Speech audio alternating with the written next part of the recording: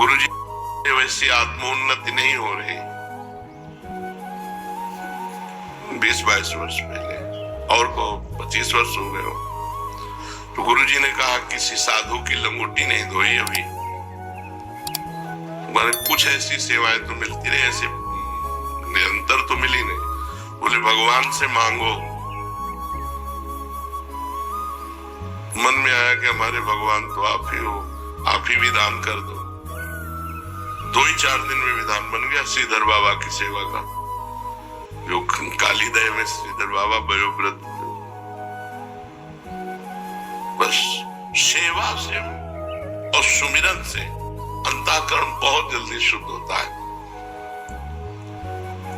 अगर सेवा सुमिरन दोनों जिसको सही ढंग से न मिल पा रहे हो तो वृंदावन की रज लगाओ पूरे शरीर में, बहुत जल्दी शुद्ध हो जाएगा अंतःकरण।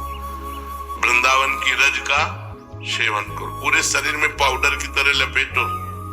बार बार कहते मान लो, इस शरीर से प्यार मत करो, शरीर तुम नहीं हो। शरीर का वास्तविक प्यार यही होगा कि रज इसमें लगी रहे। स्नान के बाद शरीर हल्का गीला रहता है और जब रज लगाओ तो पूरे शरीर में रज लग जाती है। रोज लगाते हो, रज लगी है और शरीर छूट जाएगा तो श्री जी की प्राप्ति हो जाएगी। ये पूज्य राधा बाबा ने अपनी वाणी में लिखा कि यदि वृंदावन की रज शरीर में लगी हुई है और शरीर छूट जाए तो भगवत प्राप्ति हो जाएगी। यार नाम सुमिरन नहीं बन रहा, किसी की सेवा नहीं कर पाए तो इतना तो कि खूब रज लपेटे और गीली करके तिलक रूप में ऐसे लगा लो और सूखी पूरे शरीर में लगा लो। तो अगर संत सेवा का क्या स्वरूप है, संत सेवा को तो उसी को गुरु सेवा मान लेते हैं। गुरु सेवा संत सेवा एक ही, तो उसका स्वरूप क्या है? तो बोले उनकी आज्ञा के अनुसार चलना, उनके आदेश उपदेशों का पालन करना, इसी से अहंकार नष्ट हो जाएगा। संतों की सेवा मतलब अहोभाग्य है जो गुरुजनों की शरीर सेवा में है।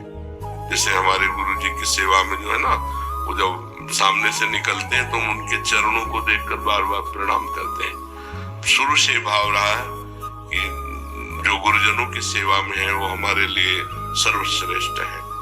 हम उनकी बराबरी आज्ञा पालन करता है कि गुरु और संत की आज्ञा का पालन करना ही सबसे बड़ी सेवा है।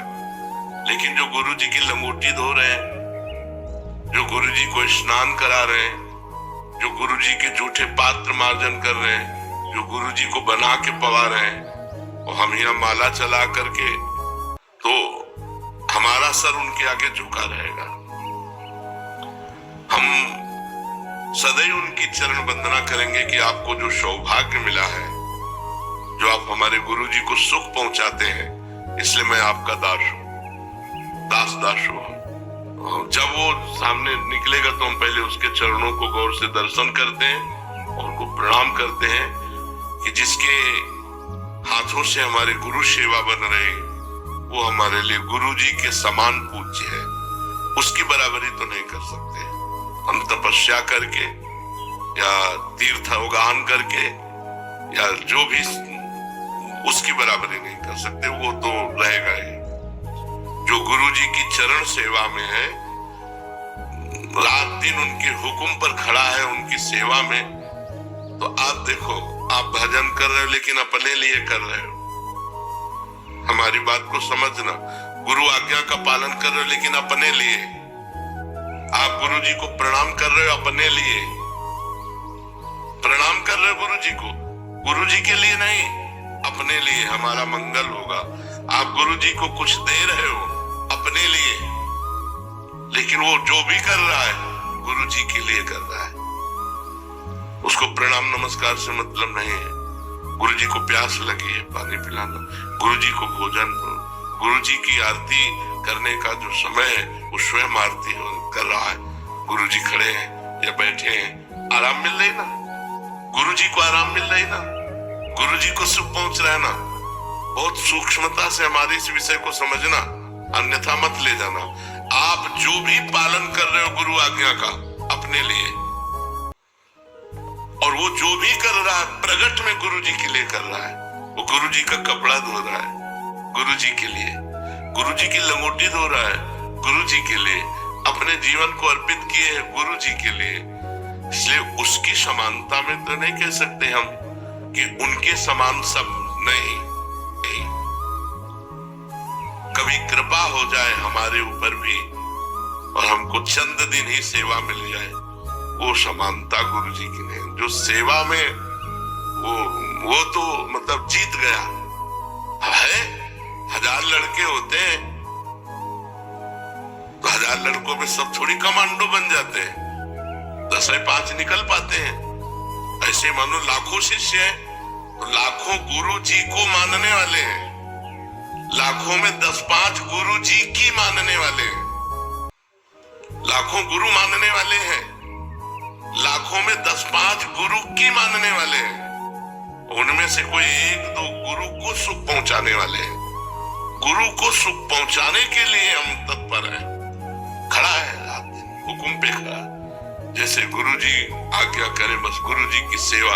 उनकी समानता तो नहीं कर सकते, वो तो साक्षात भगवत स्वरूप है, वो कोई साधक नहीं है। वो पूर्व जन्म में साधना से सिद्ध हुए तो साक्षात परब्रह्म स्वरूप गुरुदेव की परिचर्या में लगे हैं। उनकी बराबरी कैसे हो सकती है? सोचो, हम गुरु जी की आज्ञा का पालन कर रहे हैं, लेकिन हम गुरु जी की थाल का जूठन तो नहीं पा रहे ना।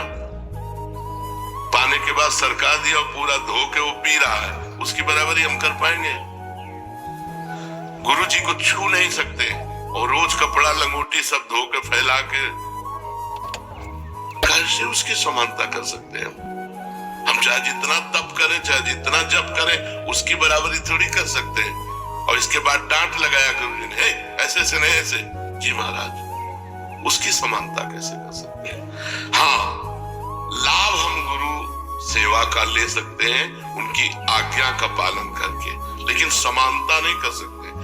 उनकी समानता हम नहीं कर सकते। आप लोगों के अंदर भाव हो तो भले हो कि हम किसी से कम नहीं है, लेकिन हम उनकी समानता नहीं कर सकते जो गुरु की बालवत परिचर्या में लगे हैं। धन्य है वो साधक, धन्य है वो संत जो अपने गुरुदेव को स्नान कराते हैं, गुरुदेव का चरणामृत पीते हैं, गुरुदेव को भोग पवाते हैं बना के, गुरुदेव के वस्त्र धोते हैं। गुरुदेव की परिचर्या हम उनकी समानता नहीं कर सकते। और हम ये जरूर कह सकते हैं कि भगवान उनके अधीन हो जाएंगे। जिन्होंने गुरुदेव को ऐसे रिझा लिया, भगवान उनके अधीन हो जाएंगे। भगवान जब हमारा हृदय, जैसे इस समय बात कर रहा हूं तो हृदय एकदम द्रवित हो रहा है उनके प्रति, गुरु जी को पानी पिला दे। एक विचार करो, गुरु जी को उठा के बैठा दे, गुरु जी की चरण सेवा कर दे, ये सौभाग्य कैसे मिल सकता है? जिनका हम उच्छिष्ट कभी प्राप्त कर ले तो फूले नहीं समाते, वो तीनों टाइम उनका पार है बचा हुआ। हम कैसे समानता उनकी कर सकते हैं? जो ऐसे आंख उठा के देखना सौभाग्य प्रतीत होता है, वो आंख निकाल करके उनको डांट रहे, ये सौभाग्य? तो एक किसी पूर्व जन्म का भारी तप एकत्रित हुआ और किसी संत और गुरुजनों के अनुशासन में, उनकी परिचर्या में, निकुंज जेब में रखा हुआ है। अगर किसी संत, किसी महापुरुष की परिचर्या में आप है ना, सब दुनिया के सब साधन एक तरफ और संत परिचर्या एक तरफ। किसी को संत परिचर्या मिल जाए तो कभी मत छोड़ना कि मुझे भजन करना है, इससे बड़ा कोई साधन नहीं, भगवान इसके अधीन हो जाते हैं। तो जो अन्य लोग नहीं प्राप्त कर पाते, द्वितीय स्थिति है कि वो उनकी आज्ञा में बंधे रहे। कि हमारा सौभाग्य इतना तो नहीं है कि मैं उनका वस्त्र प्रक्षालन कर सकूं, उनको स्नान करा सकूं, उनको भोग पवा सकूं, उनकी जूठन परिचर्या में मैं रहूं, लेकिन मैं अपने जीवन को उनको समर्पित करता हूं और उनकी आज्ञा में, तो उनकी कृपा से उसका अहंकार गलित हो जाएगा और सदगति प्राप्ति में कोई किंचित मात्र अंतर नहीं होगी, लेकिन प्रेम प्राप्ति में अंतर होगा। जो उसे प्रेम प्राप्त होगा गुरु चरणों का, वो उसे प्रेम नहीं प्राप्त होगा। नहीं, सब आप देख लो, जो हम कह रहे हैं इस बात पर देखो, आप प्रणाम करते हो अपने लिए, आप जप करते हो अपने लिए, आप गुरु बनाया है अपने लिए, गुरु के लिए क्या कर रहे हो? ईमानदारी से देख लो, ईमानदारी से वृंदावन में बैठे हो, आप अपने लिए कर रहे हो, गुरु के लिए? बोले मेरा जीवन गुरु का जीवन है, मैंने गुरु को दे दिया। अगर गुरु जी हमसे यहाँ जूता साफ करवाते हैं तो मैं गुरु उसका हो गया जीवन।